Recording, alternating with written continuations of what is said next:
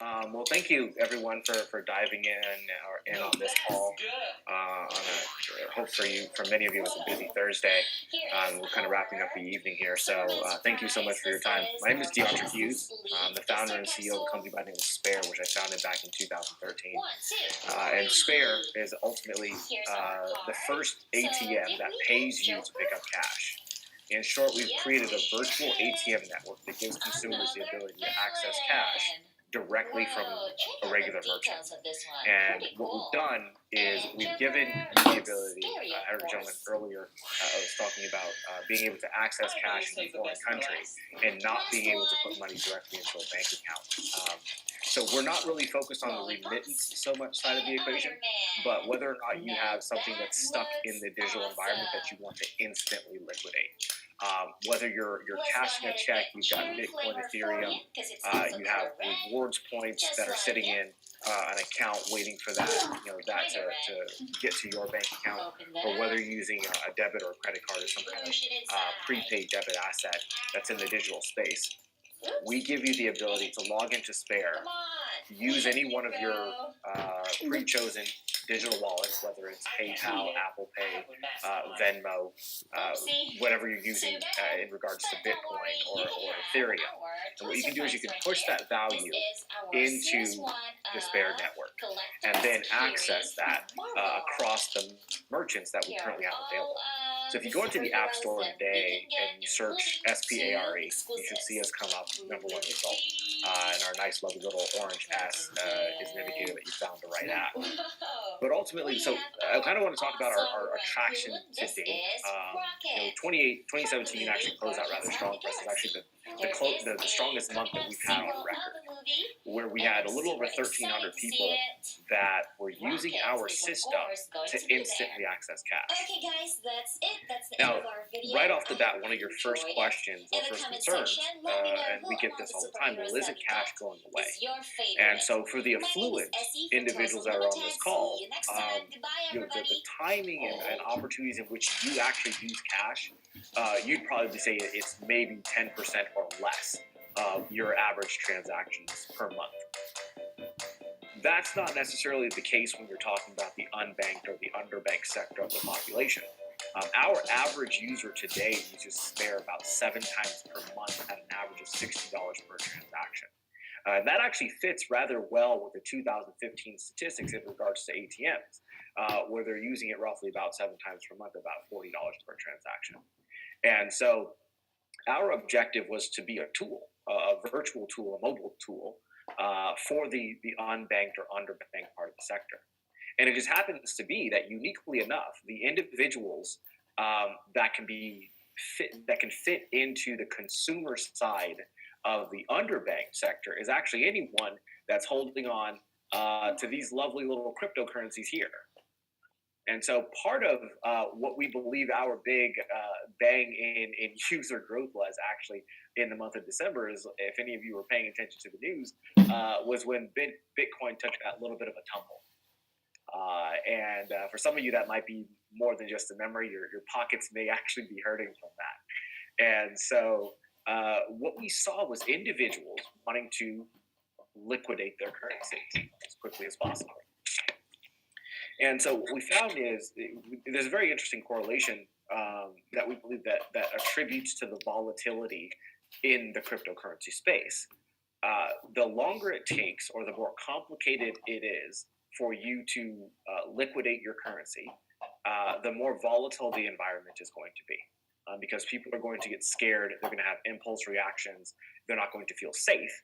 And so they're going to look for any means by which necessary to try and liquidate as quickly as they can.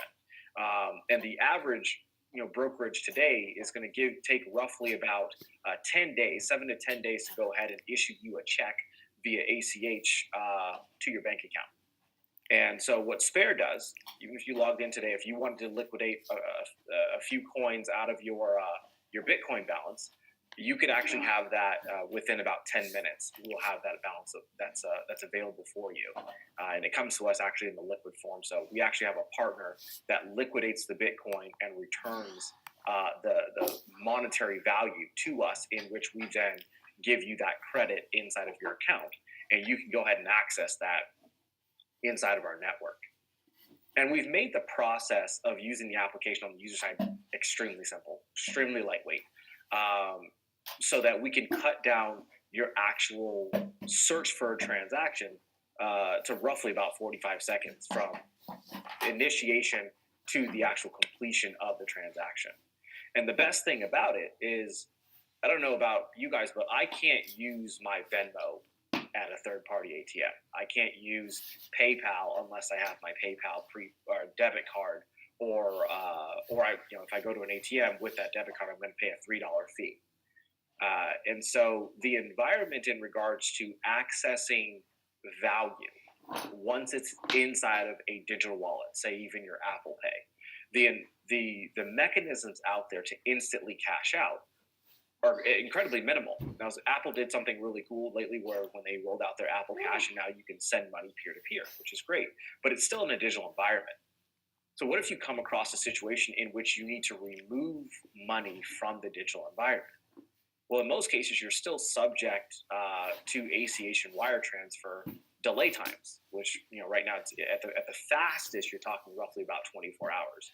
And there are some, granted, there are some companies that are willing to Ryan, why don't you where if you want to instantly cash out and have that money, get the cute from that over there, right? And they're willing to take on the leverage on their side.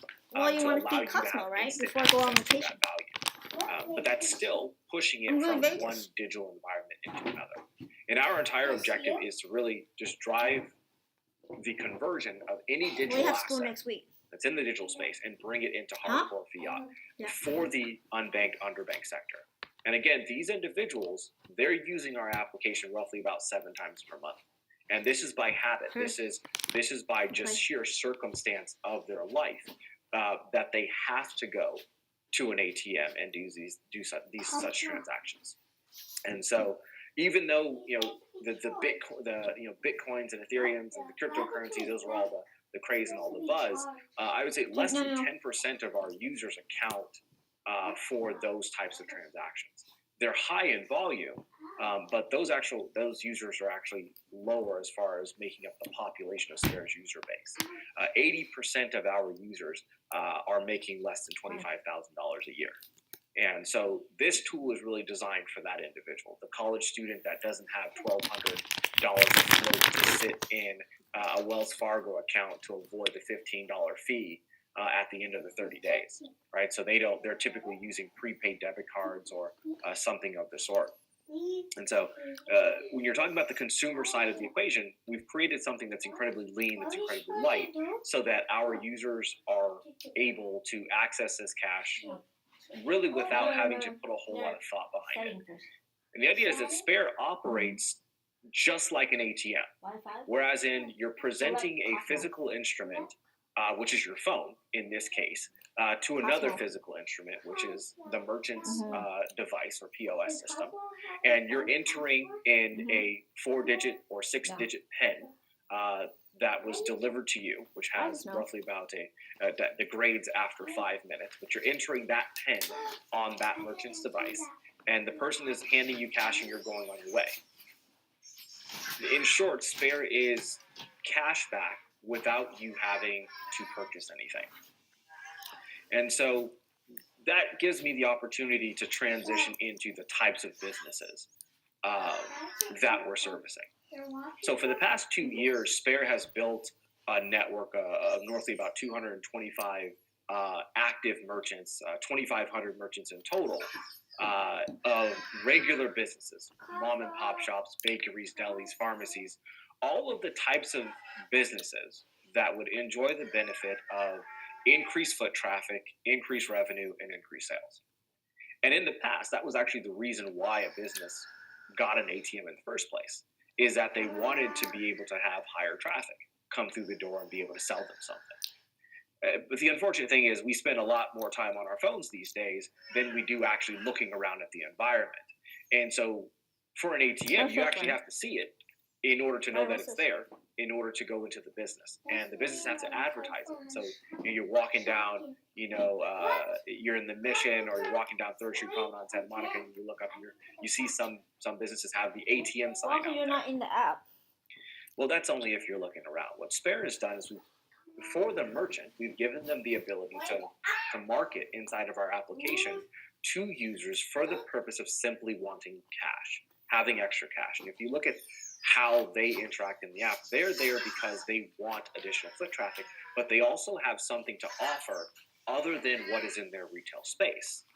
And so it's an opportunity for, say, me, someone who's not interested in buying shoes today, but I need an extra $60 to walk into, say, an Aldo, and those guys dispense me $60, and I get an opportunity to look around and see what they have going on there, right? So it's a marketing opportunity inside of the app, but it gives them the ability to offload that extra cash, but also have someone standing in their store, almost like the app almost works like a real-time like AdSense in some respect. But besides these types of businesses, we have this value proposition at Spare where to the consumer, we're talking about the unbanked or underbanked sector. And so over the past year and a half, really since May of 2016, Spare has paid very, very close attention to one particular industry in particular. And what that industry is actually the cannabis industry. So we're a graduate from Canopy Boulder out of Colorado. And the reason why we decided that we would go and be part of this accelerator had everything to do with the fact that dispensaries can't bank like everyone else. They have all of this cash sitting on hand, and they're not able to dispense it or get rid of it or stick it in a bank account like a regular, bakery does.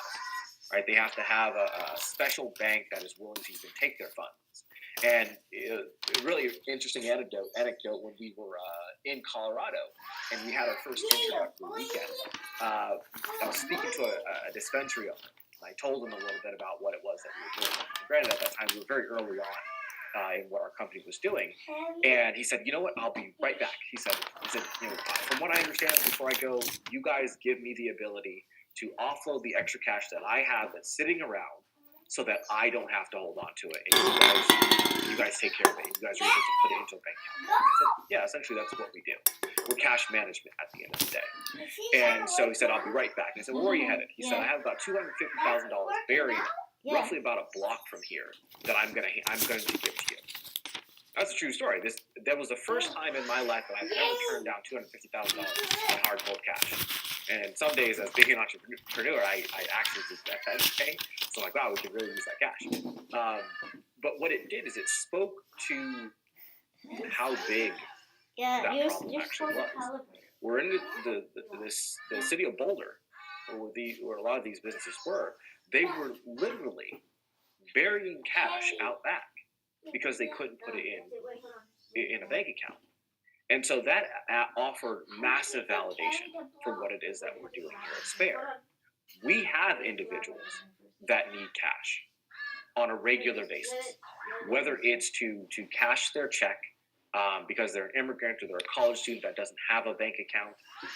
Maybe their employer gave them their funds on a prepaid debit card or something to the sort, or maybe they have they're waiting on Ebates to cash their $50 check or deliver their $50 check, but they need that asset, they need that physical value right away.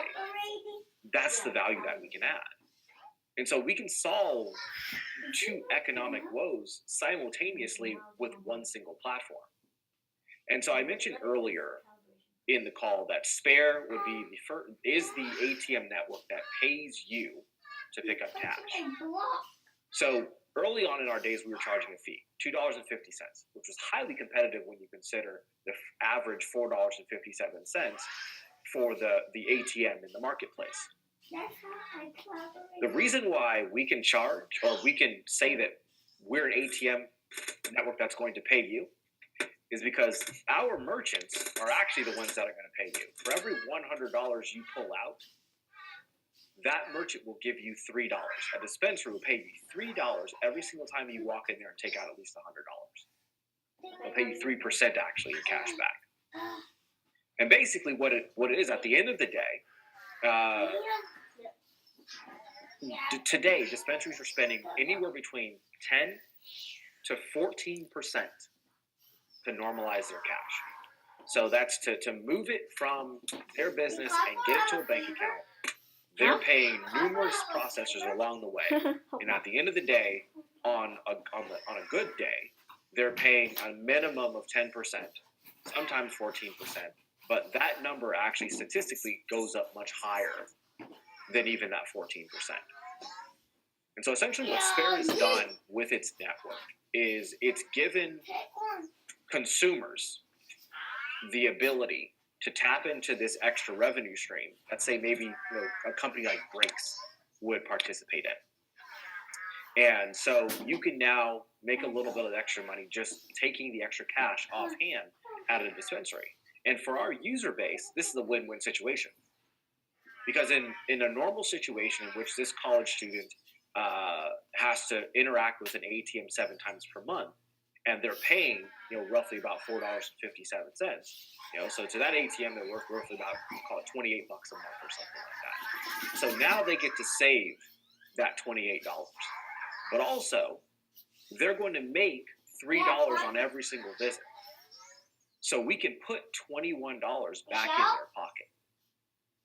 And so we believe by filling this gap, right, and the dispensary is happy to give over the cash because it's extra. It reduces their liability once the cash goes out the door. And so what we've done is we've created this crowdsourced network for cash management as it pertains specifically to these types of businesses. So we're very happy to say that we've had some great success, an amazing team that's on board. Guys that have had acquisitions from Verifone, second largest bank in Israel, compliance guys, and so we know that what we're doing fits very firmly in this nice gray space, as it should, because we're embarking on something that's actually relatively new for the environment that we're in. And so, that's kind of, I think I've talked for quite more than the 5 minutes that I thought I was going to. So I'm happy to hear any questions or comments that you guys might have, or anything that you guys want to dive in on.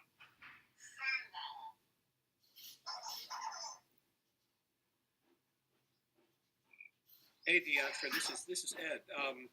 I have a question about the limits to the size of withdrawals that customers can have. Do you have a? I mean, I know it's not necessarily aligned with the majority of the customers that are using the app, but what are do you have limits? I mean, before you run into AML issues. Right, and we do. And Ed, thanks for hopping on and being part of this. So for us, yes, we do. We do have limits. So the minimum threshold for you to be paid is $100. So you can extract any amount that you want from Spare, but you're not going to you're not going to be paid it. You're going to be charged a fee to do so. You only get paid once you hit the minimum of $100.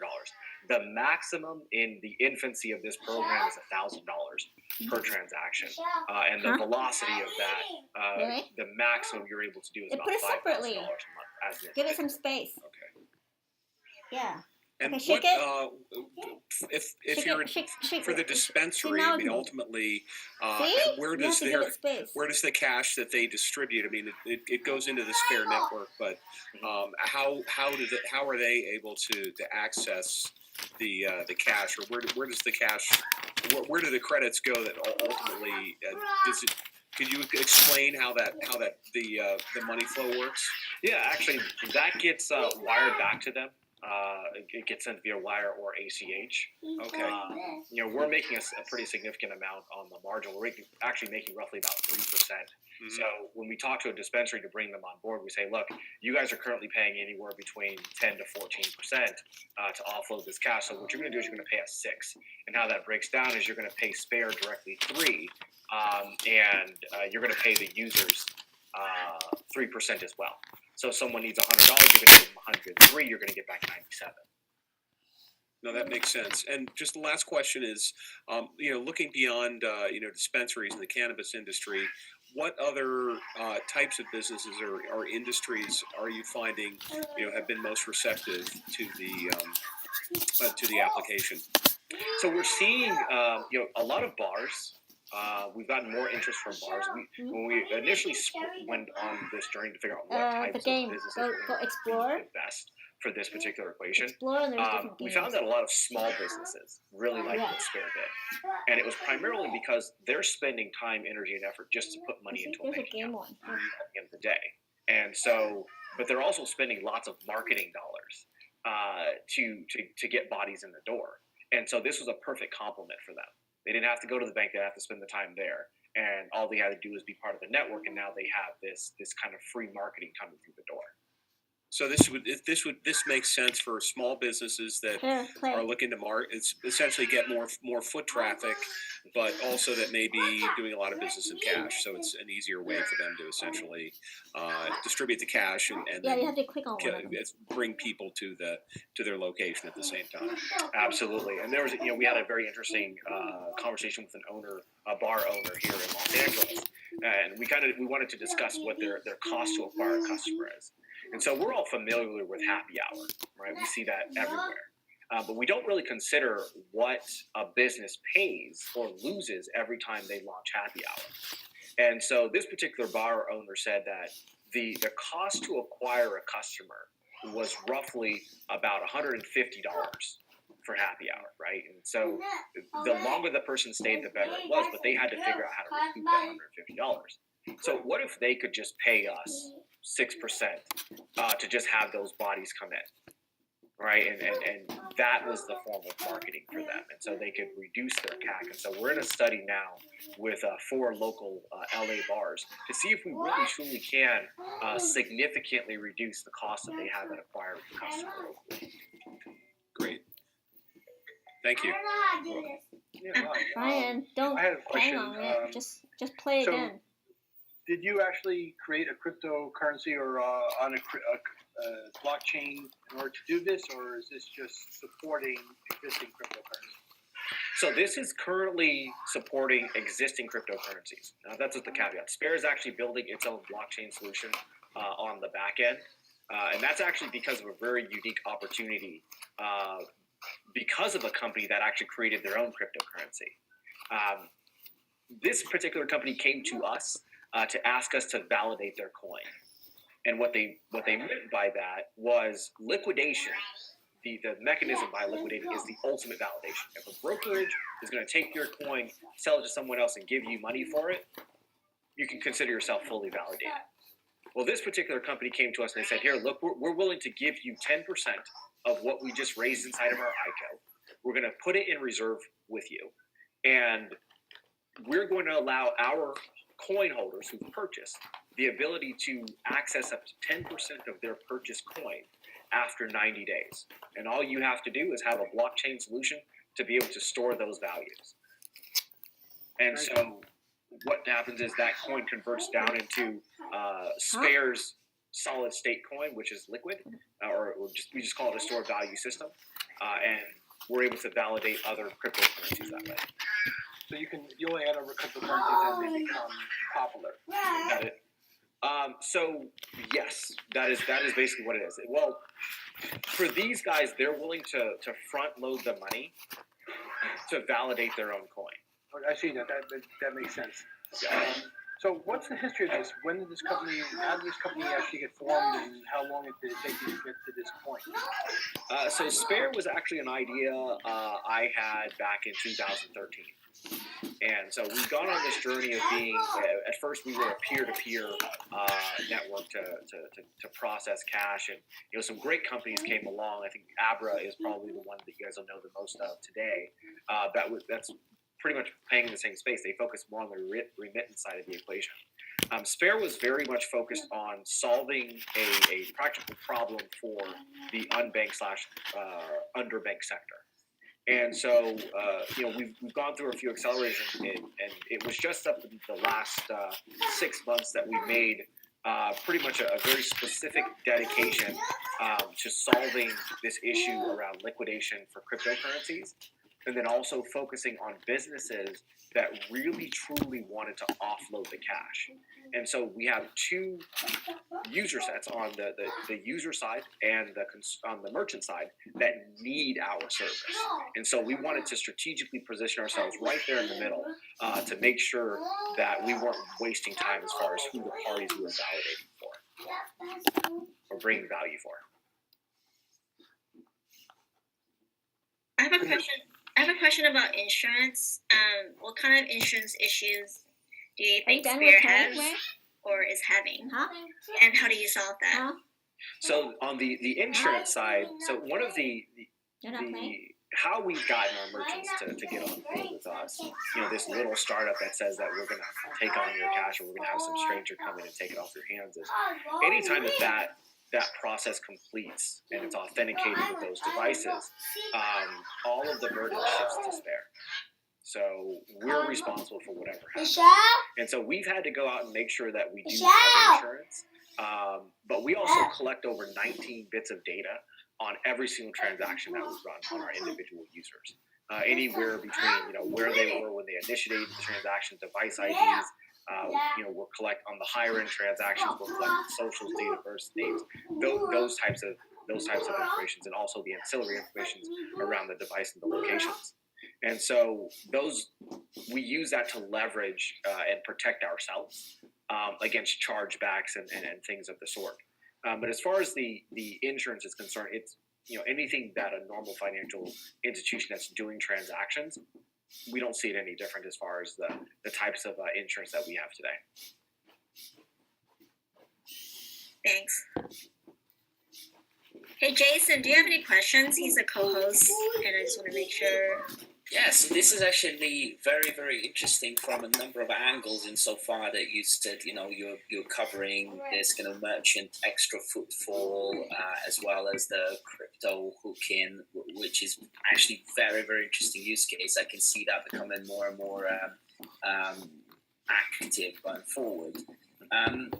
So tell me a little bit about the business. What are you guys now actually, perfect world scenario? What do you want? What do you need? What are you driving towards? So one of our major objectives now is to grow and scale this company. We have the company is pitching. We went through the first round of interviews with the California Cannabis Industry Association. For Los Angeles here. And so next week we'll be given the opportunity to actually pitch directly to the entire lot of them for Southern California. And the objective there is actually to get an endorsement from them and get some kind of partnership. What that'll do is that'll validate us as far as our relationship with dispensaries, letting them know that we are a vetted and viable option as it comes down to cash management.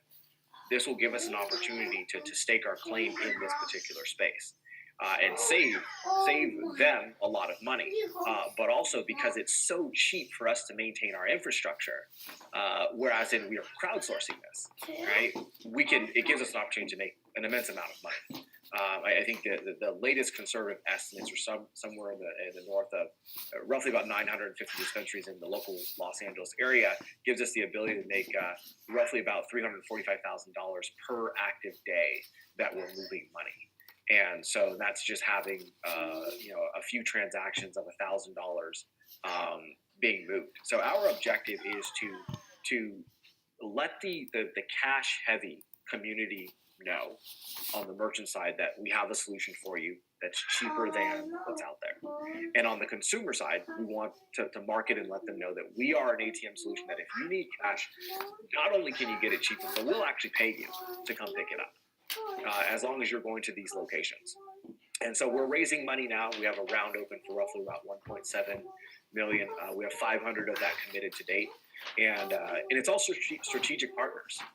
We've had some amazing advisors come to the table, whereas it was the ex-CEO of Verifone, the founder, CEO of Task, another founder behind BBPOS. We've had some amazingly talented individuals that have come forward that are willing to help us push this vision. And that's just on the advisor side, the guys that are behind the management team, which we have 11 bodies in this company.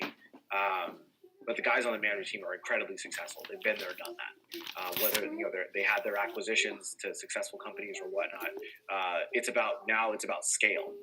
That's where we're at in the evolution of this particular company. Alexa. So, for girl. example, for you to get the kind of the majority hold and so quote unquote control over this cannabis Alexa. industry, Hey, girl. it shouldn't be that hard to do, because that's surely like quite closely knit community. Alexa, Absolutely. sing a song. And Oh, we're you actually write very something. fortunate. Say your So I mentioned earlier that we were part of Canopy Boulder, You write which is an whatever. You'll say your accelerator name. for the cannabis sector.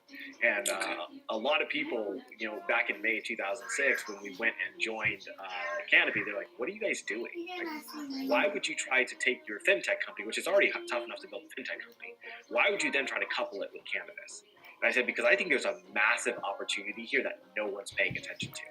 And if regulations loosen up, and we got some very interesting news today about Jeff Sessions, but if regulations loosen up around the financial services sector, we want it to be first. We want it to be right there on the door. We were actually very fortunate. We participated in ArcView Portland's best pitch, and I actually won that contest there. And the cannabis community, awarded us with roughly about $350,000 in initial seed investment. And so, we're very certain that we've kind of staked our claim and let that industry know that we're there to add a value to the community. So just because I'm actually sitting in London, UK, so it's almost 1 o'clock a.m. In the morning in my hand. Obviously, the sort of the perception of the whole cannabis industry is drugs, how do you think this will have in the longer term impact on your brand? Because I worked, for example, with Amex Innovation Labs for a year, and where we're looking at ways in which to create new startups and start Amex and so on, and we would speak to a bunch of startup founders like yourself, who got very sort of high drive, but then, the Amex brand, for example, would be like, we want to kind of partner in with these kind of people, and they're very sort of brand sensitive, right? And Michelle's worked before with like PayPal, and, worked with like eBay as well. Like these big brands are like sort of touchy-feely about these things. So, do you see yourself in the longer term needing to associate with bigger players like Amex, these etc., some of these kind of big brands, maybe like offering this in big chain stores like Walmart and so on? How would that kind of transition from cannabis to Walmart? Oh my. Well, it's a very interesting question you have there. And it's actually central to why Spare is doing what it's doing. Can you put this back in the So the way we see it is, in regards to cash and the movement of cash, a dispensary is no different than any other business that you can get cash back from. And so even though Spare is now marketing itself and getting some attention in regards to dispensaries, the merchants that we have in our network today are regular businesses, right? They're regular shops, and that's Put this what we over there sell. for now. That's a much larger market than the cannabis sector. I think we're using the cannabis sector to provide real value, but also to have to test out a solution that could be white labeled or licensed in the future, that an Amex or a PayPal or something like that would say, we'd want to do business with this piece of technology. And I think it's much harder for a young company like myself to walk into a Walmart and say, hey, we want to handle cash for you guys. Right? You don't know us, but we want to handle your cash. But if I went to someone that needed me, and I was able to establish a reputation of trust, reliability, and I could show them that I could drive foot traffic, increase sales, and increase revenue, then that piece of technology can be moved to any industry. And so the technology itself is not dependent upon cannabis in that core industry. This is a proof of concept for us. Okay, fair enough. Forgot to get a snack. Yeah, hold on. So I have a question, and I think it's fine if you focus on a niche, and I think that's important to grow. Who is your competitor, and how do you compete? What is your advantages of competing? So we have competitors in the space, and there's some really great companies out there. I mentioned Aber earlier, and there's Get Money. And there are a few other of these remittance platforms. I think the very unique advantage that Spare has in this particular space has everything to do with its actual target demographic and who it's willing to serve. I think that's what there's an opportunity and there's a barrier to entry. So when you talk about the cannabis space, there's a barrier to entry there that not everybody can come play inside of a dispensary. Right, not everyone can have a relationship in that particular industry, even though that's lots of money. Here we know in California alone, we just recreationally, allowed cannabis here, and they're estimating that in 2018 alone, $5.1 billion will be accumulated in cannabis sales in the state of California alone. And if you say that roughly about 60% of that is done in cash, you're talking a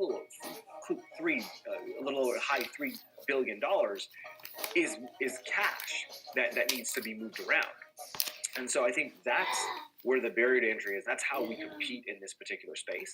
But it's also the uniqueness of our technology and what the offering is.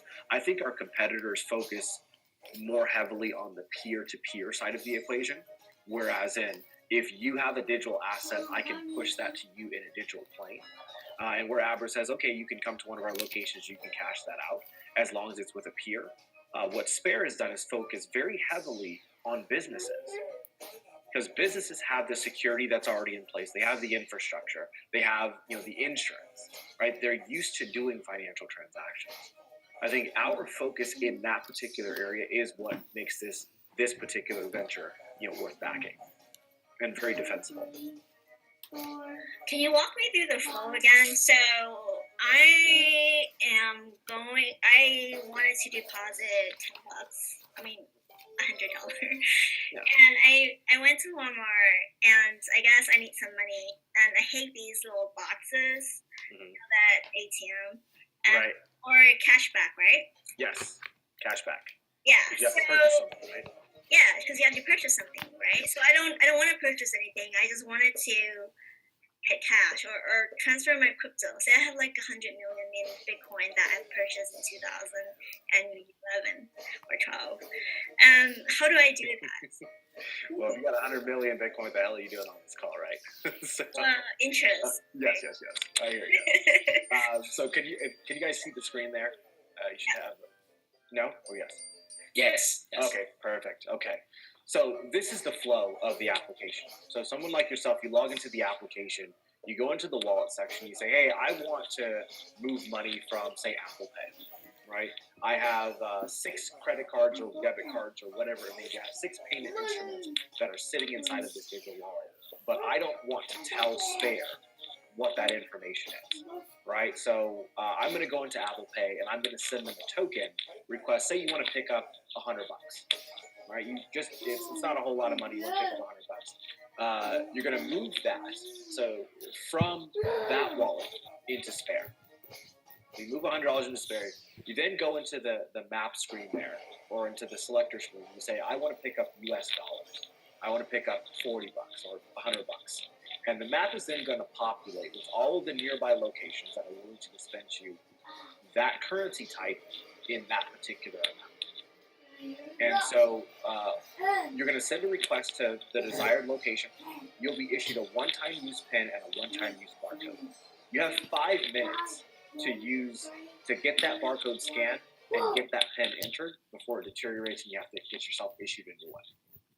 So you have this QR code or 3D barcode. You're going to walk into the location. They're going to scan your 3D barcode. You're going to enter your PIN that we deliver to you via text and via email on their device. Once you enter that PIN, once it authenticates, they hand you cash and go on your way. This whole process in and of itself takes you roughly about 40 seconds of interaction with your device.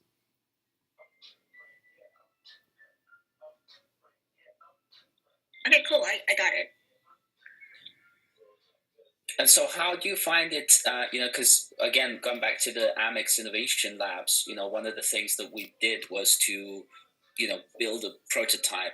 By trade, I'm a UX designer and a service designer. So we're like build a prototype, build something, and take it out to the merchants, and then go, here you go, use this, and then we'd sort of start getting feedback from people. So, what is your process of onboarding merchants? Because one of the things that we found in the merchants is that they're not necessarily all familiar, right, with the new tool that's available, right? So you end up kind of selling it to one person, but there's like 4 or 5 people working in the store, Right. and then when the customer comes in, they're like, "Hey, I've got this QR code," and one person has been trained about it, but there's like 4 other people who have no idea about it, and they're like, "We can't give you cash." It was like, and they're like, "But I'm using this." I don't know what that is. How do you overcome that issue?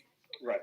And we've had that, especially when you have something that's brand new, that's not ubiquitous. Everyone goes, what's the training? What's the curve like on adoption? And so for every merchant, we actually give them a little card that they can put right up next to their terminal or their POS system. And it's really a 3-step process, right? Someone comes in and they present a code to you. Well, if you're at a grocery store, if you're working somewhere like even at a Starbucks, you're used to scanning things. And so you're going to scan the code, which is an action you already know. And the screen is then going to populate and ask for a PIN number. Well, we're familiar with that because of debit and PIN. And so you're really just going to turn that unit around, have the customer enter in that PIN number. And once it authenticates, it tells you how much cash to give them. And so it's really a 3-step process on the training side. And the best thing about it is it's 3 behaviors that they're already accustomed to doing, that they already know how to do. So we don't teach them anything new. We're just teaching them to do it in another platform. And so, because they already know how to give you cash back at the end of your transaction. And so that little card we found is incredibly useful, even for the layman. For someone who's never really interacted with the system, you have a customer walk in and says, "All I need you to do is scan this." The technology will tell you everything else. Mm-hmm. Cool. I think I can speak on more the other side. I mean, for me, it just looks like a POS from PayPal, where PayPal involves an email and a PIN. And I think on the merchant adoption side, I can talk a little bit about it because that's what I did. So each merchant has a person who is responsible for new technology and integration.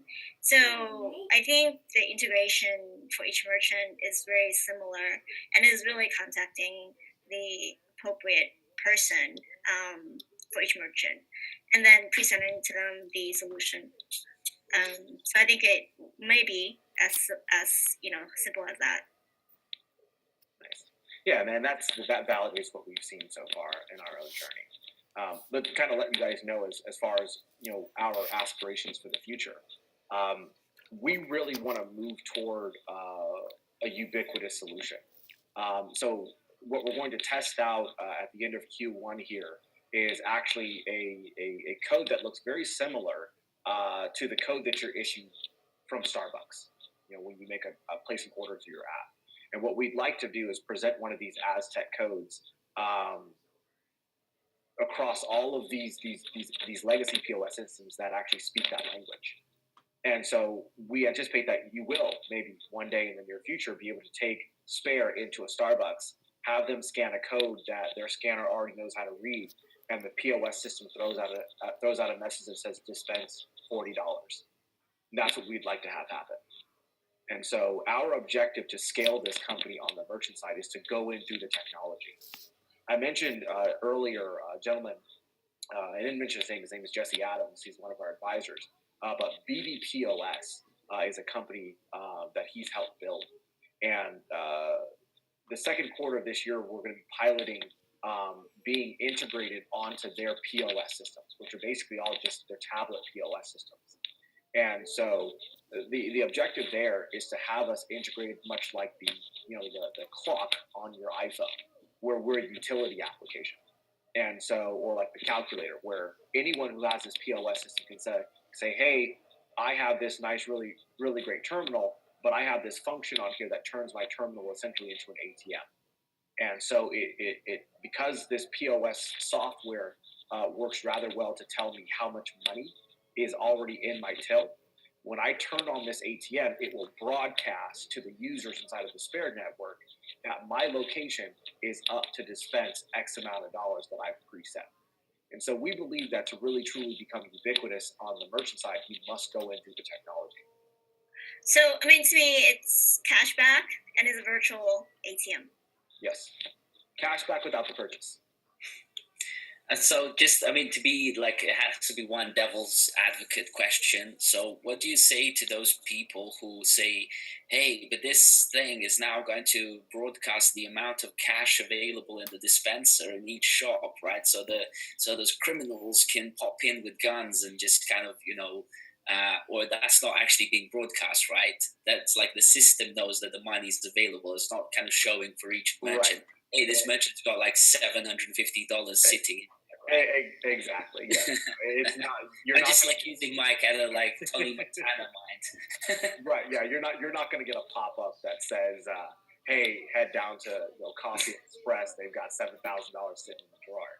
You're actually going to get probably a message that says, "Head on over to Coffee Express. They'll give you $3 to come and pick up some cash." Mm-hmm. Fair. Good.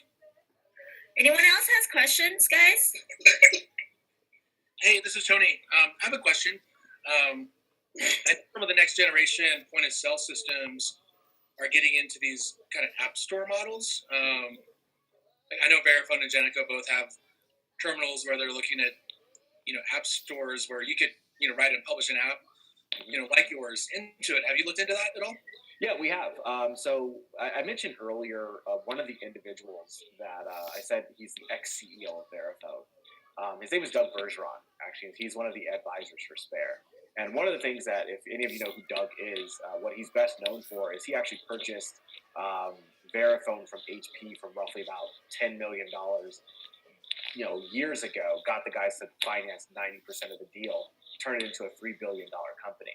And so we're going to, we're using Doug to help guide us through this process, but also through his contacts at Verifone, so that we can get the introductions necessary to be an application in the Verifone store. Because once we can provide this service and to Verifone in their app store, we're just an update away from being ubiquitous.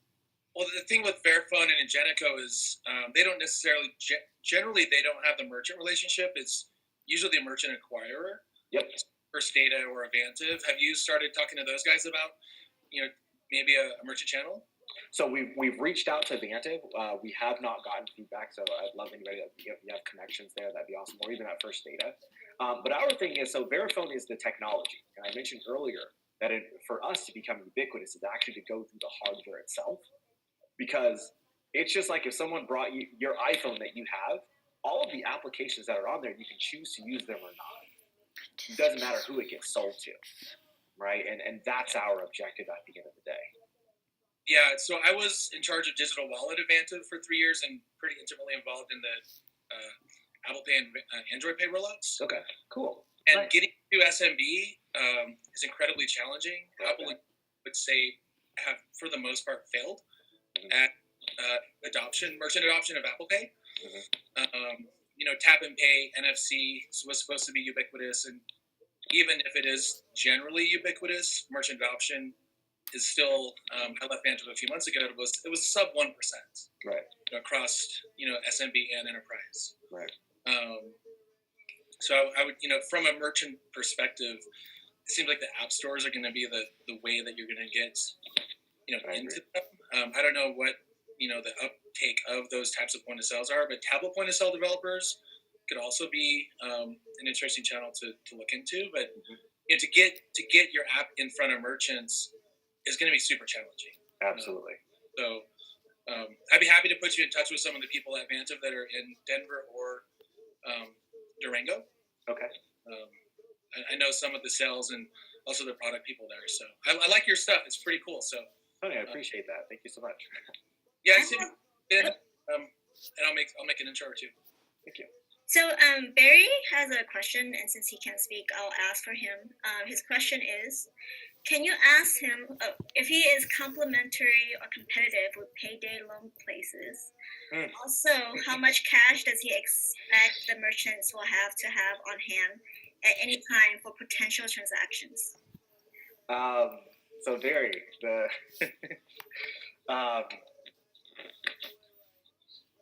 we're competitive. We're incredibly competitive. Well, as of today, we don't allow you to process a check inside of Spare, but the moment that we do, we will be.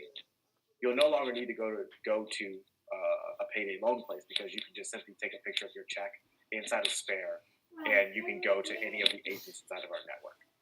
And so not only are we knocking on the doors of the ATM network, the cash management guys, but also check cashing institutions.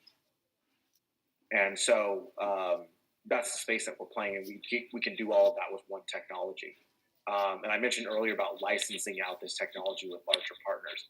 There are a multitude of different uses for us for this particular technology, whether it's the B2B to C play, whether a credit union comes on and decides that they want to white label this technology and use it as their ATM network instead of paying the third party fees, or some other a card brand coming in and saying, we're going to offer you guys a way to use to get cash back inside of our merchant network cheaper than paying the 26%. So it's a very highly competitive to that particular industry that you reference, but it's a very versatile piece of technology.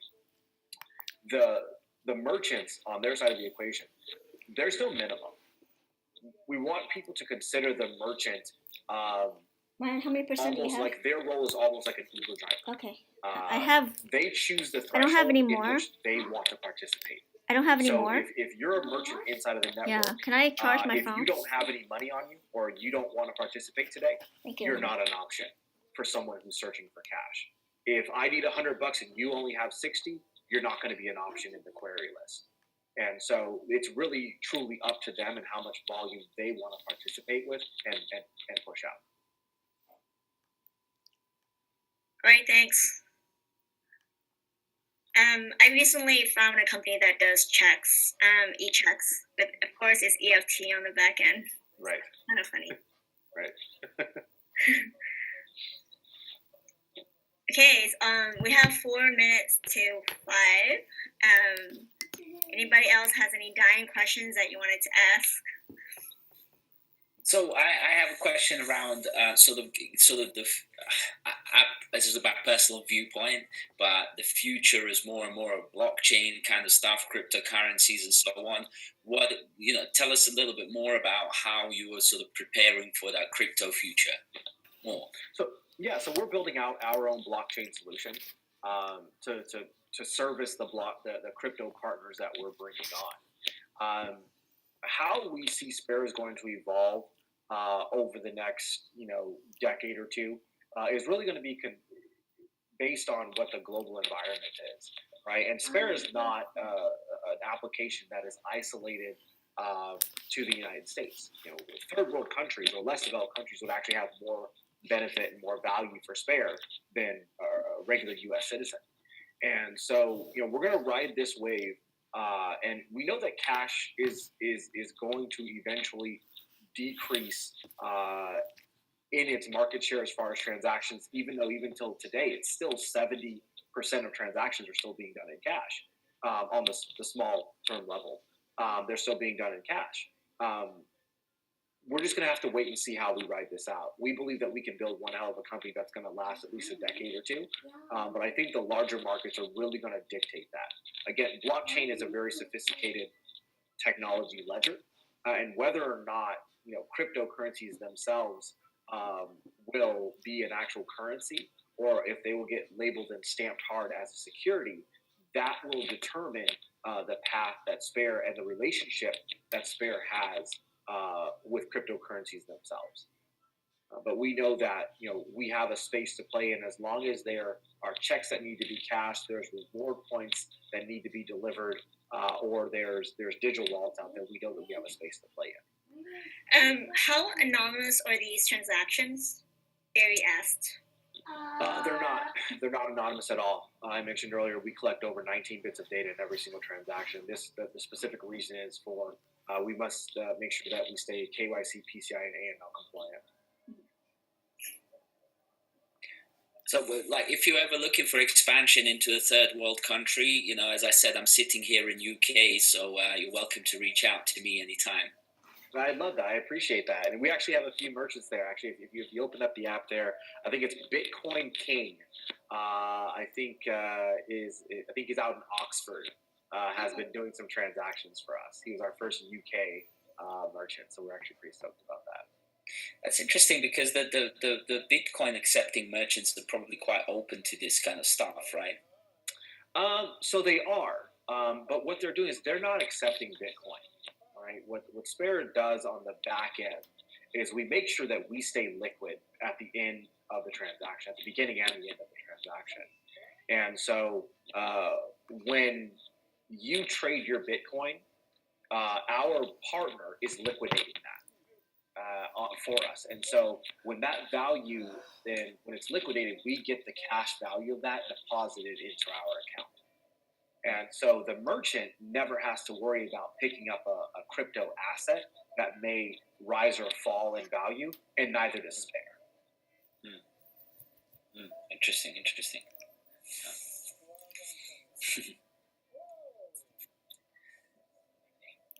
Michelle, you're on mute. If you were saying something. Yeah. So has the company been subject to subpoenas? Have we been subjected to subpoenas? No. Right. Very cool. Do you have to worry for international transactions? Do you have to worry about foreign cross-border fees? We will.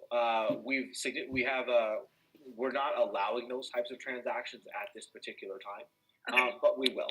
You know, when you consider forex and whatnot, someone coming from say the UK or China using their currency or converting that currency into US dollars, yes, there's a consideration for that. Okay, cool.